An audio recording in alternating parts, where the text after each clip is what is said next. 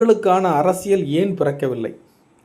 இந்து கடவுள்களை கொச்சப்படுத்தக்கூடிய, இந்து கடவுள்களை இழிவாக பேசக்கூடிய அரசியல்வாதிகள் தொடர்ந்து ஜெயிச்சுக்கிட்டே வராங்க. என்ன காரணம் அப்படின்னு பார்த்தீங்கன்னா, இந்துக்களை ஒற்றுமை அடைய விடாமல் பார்த்து கொள்கிறார்கள்.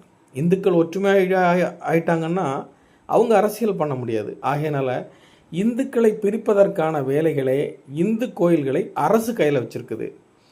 ஒரு சர்ச்சில் இன்னாருக்கு தான் ஓட்டு போடணும், இப்படி தான் செய்யணும்னு அங்கே ஆர்டர் போட்டால் அந்த கிறிஸ்தவர்கள் அதை பின்பற்றுறாங்க.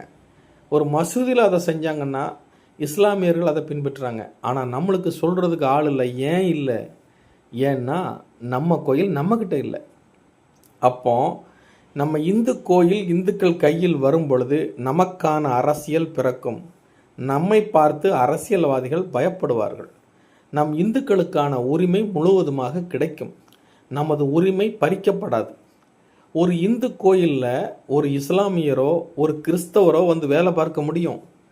ஒரு சர்ச்சிலேயோ ஒரு பள்ளிவாசல்லையோ போய் ஒரு இந்துவால் வேலை பார்க்க முடியுமா? இதை எந்த இதுவாக யோசிச்சிங்களா?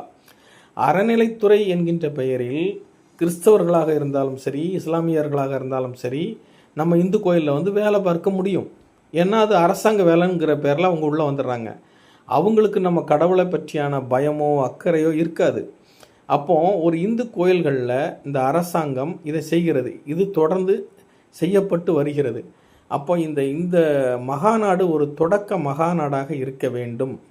அது மட்டும் இல்லாமல் இந்த இந்துக்கள் இந்த கோயில்களை கையில் எடுத்துட்டாங்கன்னா என்ன செய்யணும் அப்படின்னு கேட்டிங்கன்னா, ஒரு கோயில் பக்கத்தில் இருக்கக்கூடிய இந்து மக்கள் அந்த கோயிலுக்கு ரெகுலராக போகிறாங்கன்னா அங்கே நீங்கள் அங்கத்தினராக ஆகலாம். அங்கத்தினராக ஆகணும்னா பணம் கட்டணும்னு அவசியம் இல்லை.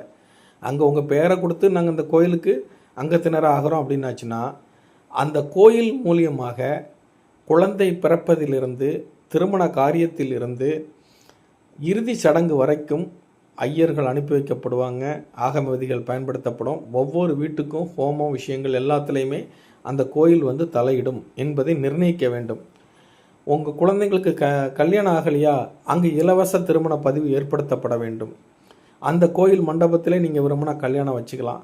இப்படி ஒவ்வொரு இந்து கோயிலுக்குள்ளேயும் இந்துக்களை இணைக்கக்கூடிய சகல விஷயங்கள், குழந்தை பிறப்பதிலிருந்து திருமண காரியத்திலிருந்து இறப்பு வரைக்கும் நீங்கள் பின்னப்பட்டால், இப்போ சர்ச்சிலலாம் அதுதான் பண்ணுறாங்க. அதனால தான் கிறிஸ்தவரானவங்க அங்கேருந்து வெளியே வர மாட்டேங்காங்க. ஏன்னா அவங்களுடைய மரணத்துக்கு சர்ச்சில் இருந்து ஆள் வரும், கல்யாணத்துக்கு சர்ச்சில் இருந்து ஆள் வரும் அப்படிங்கிற ஒரு பின்னலை உள்ளே வச்சுருக்காங்க. அதே செட்டப்பை நம்ம இந்து கோயில்களில் கொண்டு வந்துட்டோம்னா நம்மளுடைய